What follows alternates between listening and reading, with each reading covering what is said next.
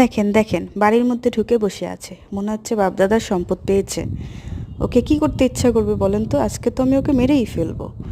আমাকে কয়েকদিন যা অত্যাচার করতেছে, মানে বলার মতো না। পরে কালকে রাতে মেশিনটা রেখে গিয়েছে আন্টি, মানে আমাদের বাড়িওয়ালা। তো দেখছেন কি সুন্দর মেশিনটাকে নিজের মনে করে ভিতরে ঢুকে বসে আছে। আসলে মানুষ যখন অতিরিক্ত অন্যায় করে তখন বুঝতেও পারে না, ছোটোখাটো একটু বিষয়েও তার জীবনের শেষ পরিণতি এখান থেকেই হয়ে যেতে পারে। তো যাই হোক, আমার খুব ভয় লাগতেছিল, পরে আমি আন্টিকে ডেকে নিয়ে আসলাম। তো আন্টি বিষয়টা ম্যানেজ করলো, আন্টি নিয়ে গেল।